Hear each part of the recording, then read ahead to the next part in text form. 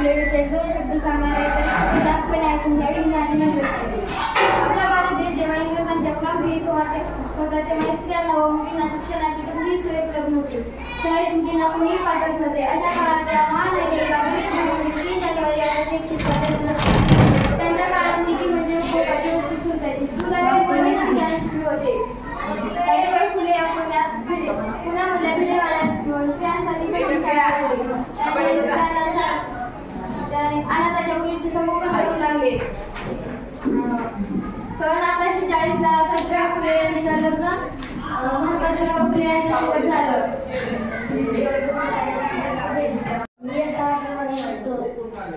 गूंज रहा है दुनिया में हिंदुस्तान का नारा, गूंज रहा है दुनिया में हिंदुस्तान का नारा, चमक रहा है आसमान में तिरंगा हमारा, चमक रहा है आसमान में तिरंगा हमारा। आदरणीय शिक्षक और मेरे भाई और बहनों, आप सभी को मेरा प्रणाम। सबसे पहले आप सभी को स्वतंत्रता दिवस की हार्दिक बधाइयाँ। 15 अगस्त 1947 को भारत देश आजाद हुआ और ब्रिटिश शासन से मुक्त हुआ और भारत को आजाद करने के लिए बहुत से सेनानियों क्रांतिकारियों ने अपने बलिदान दिया, जैसे कि महात्मा गांधी, अशफाक उल्लाह खान, सुभाष चंद्र बोस, ऐसे सैकड़ों महान वीरांगनाओं ने अपना बलिदान दिया है। आज भी हमारी सैनिक सीमा पर सुरक्षा के लिए खड़े हैं। कुछ लाइनें इन वीरों के लिए। जिंदगी में कभी वो शाम आए, काश जिंदगी में कभी वो शाम आए, जिस मिट्टी से जन्मे उसकी भी कभी काम आए। आज शाम को यही दुआ है रब से कि खुद को कुर्बान करके काश उन शहीदों में मेरा भी नाम आए, काश उन शहीदों में मेरा भी नाम आए। इतना कह करके मेरे दोस्त खत्म करता हूँ। जय हिंद जय छत्रपती शिवराय, आरक्षणाचे जनक छत्रपती शाहू महाराज, असंतोषाचे जनक महात्मा ज्योतिबा फुले, क्रांतिवीर लोकशाही साळे, भारतीय राज्यघटनेचे शिल्पकार डॉक्टर बाबासाहेब आंबेडकर व आता आपण ज्यांची जयंती साजरी करत आहोत साहित्य सम्राट साहित्यरत्न लोकशाहीर अण्णाभाऊ साठे, मी या सर्व महामानवांना अभिवादन करून माझ्या जन्मदिनाचा सुरुवात करतो। आता कार्यक्रमाचे अध्यक्ष प्रमुख पाहुणे युवक कार्यकर्ते व जमले सर्व माता बंधूंना लोकशाहीर अण्णाभाऊ साठे जयंतीनिमित्त हार्दिक शुभेच्छा। पृथ्वी ही शेषाच्या तळमस्तकावर तळलेली नसून ती दीनदलित कष्टकऱ्यांच्या तळहातावर तळलेली आहे, असे ठणकावून सांगणारे लोकशाहीर अण्णाभाऊ साठे वाटेगाव येथील मागवाड्यात 1 ऑगस्ट 1920 जन्माला आले, म्हणून आपण यांची जयंती साजरी करतो। मी अण्णाभाऊ साठे यांच्या साहित्यावर बोलणार आहे। भाऊराव साठे यांची कौटुंबिक परिस्थिती नाजुकीची होती, तरी भाऊराव साठे यांना वाटायचे की इतिहास शिकला पाहिजे, म्हणून भाऊराव साठे यांनी तुकाराम शाळेत घातले। शाळेचा पहिला दिवस मन काही लागे ना, शिक्षणाची धाकटी भीती, तरीही कसा बसा तुकारामांनी म्हणजे अण्णाभाऊंनी पहिला दिवस काढला। दुसऱ्या दिवशी दुपारनंतर शाळेला रामराम ठोकला आणि भावाच्या विद्यापीठातून हाताला लागेल ते काम करून अण्णाभाऊंनी अक्षर ओळखत घेतली। मग माझ्या ह्याचा ना 1.5 दिवसाची शाळा शिकणारे कवी, लेखक, गीतकार, कादंबरीकार म्हणून आज जग प्रसिद्ध आहेत। मराठी साहित्याचा डोंगर बाहेर आहे। सोनं अशा अनेक कादंबऱ्या अण्णाभाऊ साठे लिहिलेल्या आहेत। अण्णाभाऊ साठे यांचे साहित्य अत्यंत दर्जेदार आहे व वास्तववादी आहे। एक दशकात साहित्यिकांनी अण्णाभाऊ तुला म्हणाले, अण्णाभाऊ आपण जर आपल्या साहित्यात कल्पकता आणली तर आपले साहित्य अपेक्षा दर्जेदार होईल। तेव्हा अण्णाभाऊ साठे म्हणाले, कल्पनेचे पंख लावून आकाशात भरारी मारण्यापेक्षा वास्तववादी बेडकाप्रमाणे उडी मारलेली मी केव्हाही बरेच म्हणून मी म्हणते अण्णाभाऊ साठे यांचे साहित्य मानवी समाजाला दाखवलेला आरसा होय। अन्याय, अत्याचार, रूपात हलाखीचे जीवन, सामान्य स्त्रियांच्या समस्या अशा अनेक समस्यावर अण्णाभाऊ आपले साहित्य लिहिले आहे। अण्णाभाऊ साठे यांची चित्रही कादंबरी वाचली तर आपणास कळेल वडिलांचे छत्र हरवल्यावर आई व मुलीच्या जीवनात किती मोठा संकटाचा डोंगर भासतो। प्रत्येक स्त्रीला आईचे घर सोडून सासरी तर जावयाच लागले, पण चित्रा या कादंबरी चित्राचा कृष्ण मामा चित्राला कामाला लावण्यासाठी मुंबईला घेऊन जातो, कोलंबोच्या कामास निघून लावतो। चित्राला जेव्हा मामा घेऊन जात असतो तेव्हा चित्राच्या आईचं काही थरकाप होतं, हृदयात ममतेच्या भावना उठून येतात, डोळ्यात अश्रूच्या धारा वाहू लागतात आणि चित्रा तेव्हा जाते जेव्हा चित्राची आई चित्राच्या पाऊलखुणाने जाते, त्या पाऊलखुणांची चुंबन देते। चित्राच्या स्वरूपात स्त्री जीवनातील अनेक समस्या आपल्या समोर मांडल्या आहेत। अण्णाभाऊ साठे यांची रानडोका कादंबरी वाचली तर आपणास कळेल रानात राहणारे रानडोके जितके क्रूर असतात त्यापेक्षा ही समाजात वावरणारे रानडोके अतिशय खतरनाक असतात। रानडोका या कादंबरी रात्रीच्या काळोख्या अंधारात रानडोका झाडावर बसलेल्या बघायची झडप घालून शिकार करतो। तशीच शिकार मोहना या स्त्रीची करण्यासाठी मोहनावर रात्रंदिवस जप घातलेला खतरनाक रानडोका आपणास मिळत आहोत। आपण शमशानातील अण्णाभाऊ साठे यांची शमशानातील सोनं ही जर कथा वाचली तर आपणास कळेल भूक काय असते, पचमारी काय असते, उज्ज्वल पोटाची खळगी भरण्यासाठी काय काम करावं लागतं। या कथेत भीमा एक दृष्टपुष्ट व्यक्ती आहे, हाताला काम नाही, मुलं बाळ उपाशी मरत आहेत। या परिस्थितीत काय करावं आणि काय करू नये काहीच कळत नाही। तेव्हा गावात एक श्रीमंत व्यक्तीमध्ये मृत व्यक्तीच्या तोंडात सोनं घालून फुलं जातं। जिवंत व्यक्तीला अन्नाचा तुकडा मिळत नाही आणि मेलेल्या व्यक्तीच्या तोंडात सोनं घालतात आणि हेच सोनं काढण्यासाठी भेवा रात्रीच्या काळोख्या अंधारात जाऊन धडपडत असतो व मुडदाव करतो. सोनं काढण्यासाठी धडपडत असतो. या धडपडीत कोल्ह्याची धून त्याच्यावर सुटून पडते. एक शमशानात आरडाओरडा पाहून गावकरी जागी होतात व शमशानाकडे मशाली घेऊन धावतात. एकीकडे कोल्ह्याची धडक तर दुसरीकडे गावकरी. या दोन्ही संकटातून वाचण्यासाठी भीमा धडपडत असतो आणि या धडपडीत भीमाला आपलं पोट मुडद्याच्या तोंडात गमावं लागतं. आणि हेच अनुभवचं साहित्य, हेच वास्तववादी आणि हेच सत्यवादी. म्हणतात ना जगात सात आश्चर्य. मी म्हणे ना कारण 1.5 दिवसाची शाळा शिकणारे माझे अण्णा मराठी साहित्याचा डोंगर उभा करतात. हे काय आश्चर्य नव्हे. आणि ह्याच माझ्या अण्णांनी आपली सर्वश्रेष्ठ कादंबरी फकीरराव ही भारतीय राज्यघटनेची शिल्पकार डॉक्टर बाबासाहेब आंबेडकर यांच्या झुंजार लेखणी स्थापन केली. या अण्णाभाऊ साठे म्हणतात ना जगात देखणी अण्णाभाऊची लेखणी या लेखनी अण्णाभाऊ मित्र वाराभिवादन करून माझे संक्षिप्त आपण कोणतेही रूम घेऊ शकतो.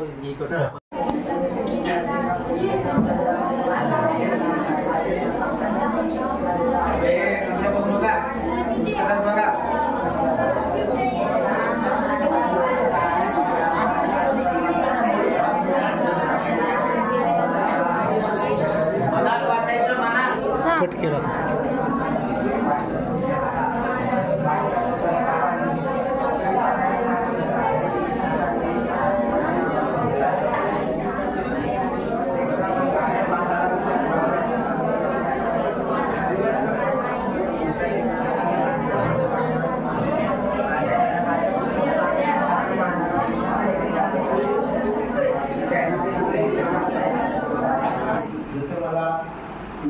जसं मला समजलं तसं मी सांगण्याचा प्रयत्न करत आहे. तुम्ही माझ्यासमोर बसलेले सर्वजण शिक्षणानं, अनुभवानं मोठे आहात. जर काही वेळावाकडा शब्द गेला तर तो लहान भाऊ म्हणून ऐकून सोडून द्या. नंतर मला सांगितलं तर विषय असा आहे शिक्षण प्रणालीतील बदल. मुळात शिक्षण या शब्दाचा अर्थ मला समजलेला किंवा मी वाचण्यात आलेला शिस्त, क्षमा आणि नम्रता यांचं एकत्रीकरण जिथं होतं तिथं शिक्षणाचा पाया रचला जातो असं माझ्या वाचण्यात आलं. ते संग्रह करून मी सांगण्याचा प्रयत्न करतो. तर हा बदल, शिक्षण प्रणालीमधला झालेला बदल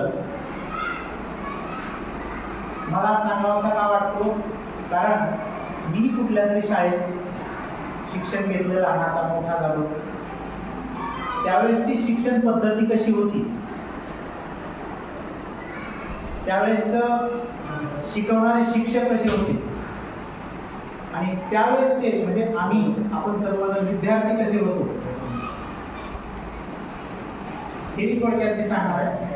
आणि त्यानंतर आजची शिक्षण पद्धती, आजचे शिक्षक आणि आजचा विद्यार्थी याविषयीचं एक कॉम्बिनेशन करण्याचा प्रयत्न करतो. माका सरांनी कॉन्फिडन्स वाढवलाय माझा बोलण्याने. तर आपण ज्यावेळेस शिक्षण घेत होतो, म्हणजे मी ज्यावेळेस शिक्षण घेतो त्यावेळेस जे सर सांगतील किंवा जे पुस्तकात आहे, म्हणजे आपल्या पाठ्यक्रमाच्या पुस्तकात जे आहे तेवढंच आपल्याला माहिती होतं, तेवढंच ज्ञान आपल्याला माहिती होतं. म्हणजे मला आठवतो अजून इयत्ता 4मध्ये इतिहासचा धडा, संतवाणी, आग्र्याहून सुटका, गड आला पण सिंह गेला, त्यापूर्वीचा जर अभ्यासक्रम आपण पाहिला, म्हणजे मी शिकवतोय त्यावेळेस मी 2004 पासून मी मराठी शिकवतोय, आजही मी मराठी शिकवतोय. पण त्यावेळेस जे धडे होते, लेखक होते, तसे धडे, तसे लेखक, तसे पाठ आता मला म्हणजे वाचण्यात आले. तसं तर पूर्वी 10 वर्षाला अभ्यासक्रम बदलायचा. आता अभ्यासक्रम कधी बदलतो हे आपल्यालाही लक्षात येत नाही. अचानकच ते पत्र पडतो आणि अभ्यासक्रम बदलतो. मग त्याचा अभ्यास आपण अगोदर करावा लागतो, नंतर विद्यार्थ्याला. पण तसे धडे पूर्वी जसे होते विद्यार्थ्याच्या मनात बसणारे. आता कणा एक कविता होती, फक्त फक्त लढ म्हणा का कणा काही होतं कणाच ना हा पाठीवरती हात ठेवणी फक्त लढ म्हणा लिंगाकरणीकरांची गोळी म्हणजे अशा लेखकांच्या अशा कवितेच्या ओळी ज्या आजही आपल्याला पाठ आहेत तशा कविता तसे धडे आज अभ्यासक्रमात नाही एक या माध्यमातून मला सांगावंसं खंत अशी वाटते. दुसरी यामध्ये चांगली गोष्ट झाली म्हणजे आपल्या सर्वांचाही गुरु विद्यार्थ्यांचा तर गुरु आहेच पण आपल्या सगळ्यांचा गुरु म्हणजे गुगल. जे पूर्वी आपण ज्यावेळेस शाळेत शिकत होतो त्यावेळेस ते नव्हतं पण आज असं झालेलं आहे की कोणत्याही प्रश्नाचं उत्तर जर आपल्याला शोधायचं असेल तर आपल्याला पटकन त्या गुरुचं नाव लक्षात येतं तो म्हणजे गुगल. मुलांच्या बाबतीत एखादा प्रॉब्लेम असेल म्हणजे अभ्यासाचा तो त्याला सुटणार नाही असं होणार नाही फक्त तो त्या दिशेने गेला पाहिजे. म्हणजे आजची पिढी विद्यार्थ्यांची आपल्यासारखी नाही. आजचे विद्यार्थी आपल्यापेक्षाही अपडेट आहे आपल्यापेक्षाही फक्त ते विद्यार्थी त्या दिशेने अभ्यास करत नाही त्यामुळं त्यांना त्या गोष्टीचं ज्ञान होतं. हा एक बदल प्रकर्षाने मला जाणवतो. आणि दुसरा एक बदल म्हणजे पूर्वी शिक्षणाची ओढ होती शाळेबद्दल आवड होती शिक्षकांबद्दल आपुलकी होती. आता या तिन्ही गोष्टी मला माझ्या पाहण्यात जाणवत नाही. ज्यावेळेस आम्हाला चौथीला सुतार गुरुजी म्हणून होते आजही मला त्यांचं नाव आठवतं. त्यांची वेशभूषा म्हणजे धोतर वर पांढरी टोपी आणि पांढरा शर्ट असा त्यांचा पोशाख. आजही ते मला आठवतात सुतार गुरुजी. त्याच्यामुळेच मी वाचायला आणि लिहायला शिकलो. इयत्ता तिसरीला आम्हाला ते होते. तर त्यांचा एवढा दरारा होता एवढा वचक होता ज्या रोडनं ते यायचे त्या रोडला आम्ही जात नाही एवढा दरारा त्या शिक्षकांबद्दल. आज तशी परिस्थिती राहिली. आपण समजा एका गल्लीत निघालो तर पलीकडच्या गल्लीत पोरगा असं जर आवडून आपल्या जवळ येतं कसं काय सगळीकडं. हा बदल आपला इथं जाणवतो. कशामुळं तर आजची जी शिक्षण पद्धती आहे ती खूप वेगळी झाली. दुसरं म्हणजे आपल्या काळामध्ये ट्युशन शिकवणी हा प्रकार होता पण शिकवणीला जाणारा आपल्या काळात ध समजला जायचा. म्हणजे मला ऑब्झर्वेशनमध्ये माझ्या लक्षात आलं मी ज्या ठिकाणी राहत होतो एक कॉलनी होती. वडील सर्व्हिसला असल्यामुळं शासनाच्या रूम होत्या. एक शिक्षक यायचे कोळके सर म्हणून त्याचं नावही मला आठवतं. ते 8वी पासून ते 12वी पर्यंत शिक्षण म्हणजे ट्युशन क्लासेस प्रगती क्लासेस म्हणून नाव होतं. आता नाही बोललं.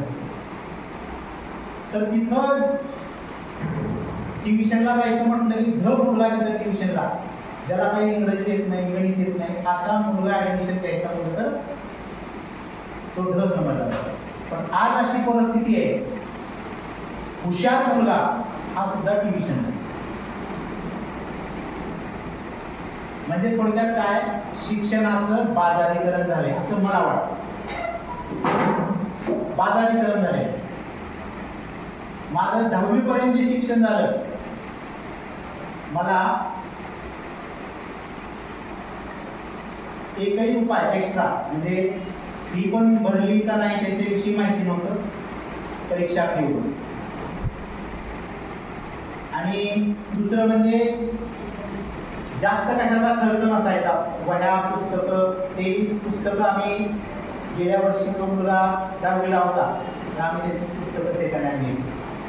पण आज आपण पाहतो 30-40 हजार रुपये ट्युशनची फी आहे एका विद्यार्थी. आणि वर्तमानपत्रामध्ये सुद्धा आपण पाहतो की क्लासेस याच्यात जाहिराती जास्त. क्लासेसच्या जाहिराती या माध्यमातून माझ्या क्लासेसमध्ये 99% मिळवणारा विद्यार्थी 99.99 त्याच्यावर एक मला किस्सा आठवला 100% पण अरे याच्यावर एक जे 99 मार्क पडलेला सुद्धा पालक आणि विद्यार्थी सुद्धा नाराज असतो कधी कधी, कारण त्याचे 2-3 पॉईंट किंवा 1 मार्क कुठे गेला. बोर्डात आपण गेल्या 2 वर्षाखाली ज्यावेळेस प्रश्न आला रिचेकिंग अशा विद्यार्थ्यांचं केलं जातं ज्याला 98-99 मार्क पडले, तो पालक सुद्धा माझे 2 मार्क कुठे गेले त्या विद्यार्थ्याचे तो शोध घेतो. माझ्या वेळेस मला 10वीला 47% होते, म्हणजे 99चा हायस्ट सुद्धा नव्हता आमच्या नारायणदास रामदास हायस्कूल शाळेत. हा 82-83चा हायस्ट. आज यामध्ये एवढा बदल झालेला आहे. तर हा बदल नेमका काळानुसार परिस्थितीनुसार हा बदलत गेलेला आहे. आणि या शिक्षण प्रणालीमध्ये छोट्या छोट्या गोष्टी ज्या आपण ऑब्झर्वेशन करणं गरजेचं आहे. शाळा कशी असो, विद्यार्थी मुळात हा शिक्षण घेणारा पाहिजे. आता मी 10वीपर्यंत मलाही काही कळत नव्हतं, तरी 47% मार्क पडले. पण पुढं 10वी झाल्यानंतर ज्यावेळेस घर सोडलं मी, 12वीला अकलूज या ठिकाणी शिकायला गेलो. आई वडिलांना सोडून ज्यावेळेस मी पहिल्यांदा राहायला त्यावेळेस मला शिक्षणाचं महत्त्व कळलं. त्यावेळेस अभ्यास म्हणजे काय असतं मला सांगितलं. आणि 12वीला मग 65% मार्क पडले. ते अभ्यासाची गोडी कदाचित BA सुद्धा लागू शकते. 1 वर्ष सुद्धा आपल्याला परिवर्तन घडवण्यासाठी किंवा आपल्यामध्ये बदल होण्यासाठी भरपूर आहे. फक्त मनामध्ये ती जिद्द पाहिजे. तर ती आजकालच्या मुलामध्ये आपण प्रमाण कमी दिसते. शिक्षणाचे माध्यम भरपूर आहे, शिक्षण ज्ञान मिळवण्याचे माध्यम भरपूर आहे, पण त्याचा योग्य वापर विद्यार्थी पालक म्हणून आपण केला पाहिजे, विद्यार्थ्याला करायला लावला पाहिजे. हा असा शिक्षण प्रणालीतील बदल असा मला वाटतो. माझं बोलणं तुम्ही सर्वांनी ऐकून घेतलं त्याबद्दल मी मनस्वी तुमचे आभार व्यक्त करतो. मला काही एवढं चांगलं तुमच्यासारखं बोलायला जमलं नसेल तरी प्रयत्न मी केला.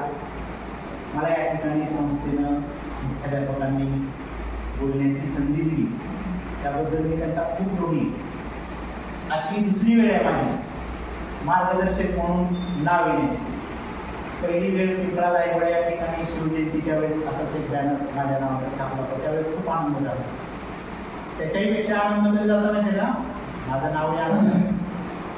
मला ज्यावेळेस 2004ला मी जॉईन झालो त्यावेळेस आम्ही शाळा सुटली की योगेश्वरी देवी मंदिराकडे जायचं. तर कोणी विद्यार्थ्यांना हो सर म्हटलं खूप सर भारी वाटतं. आता तसं काही वाटत नाही, पण ते अजून लक्षात राहणारी गोष्ट आहे. तर माझ्या पद्धतीनं मी माझ्या विषयाला न्याय देण्याचा प्रयत्न केलेला आहे. जर कुठे तुम्हाला बोर झाला असेल किंवा कुठं माझं कमी जास्त झालं असेल त्याबद्दल माफी मागतो आणि माझे वेळ सुद्धा संपवतो. धन्यवाद.